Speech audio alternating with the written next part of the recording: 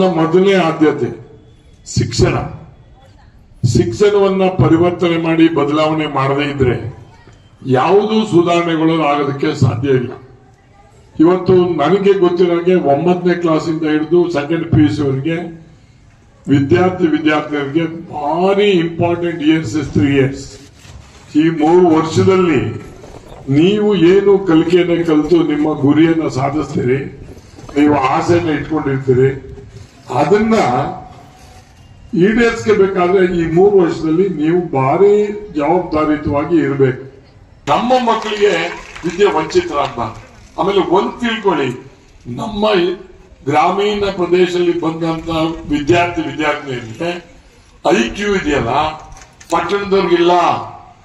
ಪಟ್ಟಣದವರು ಬರೀ semester scheme ಅವಾಗ ಏನು ಓದಿರ್ತಾನೆ ಅಲ್ಲಿಗೆ ಮಾತ್ರ ಮತ್ತೆ ಹೋಗಿರ್ತದೆ.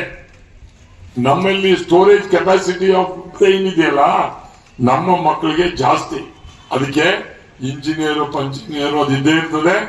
ಐ ವಾಂಟ್ ನಮ್ಮ ಮಕ್ಕಳು, ನಮ್ಮ ಇಲ್ಲಿರ್ತಕ್ಕಂಥವ್ರು ಯಾರು KS ಆಫೀಸರ್ ಆಗ್ಬೇಕು, IAS ಆಗಿರ್ಬೇಕು, ಉನ್ನತವಾದಂತ ಅಧಿಕಾರನ ಹೊಂದಬೇಕು.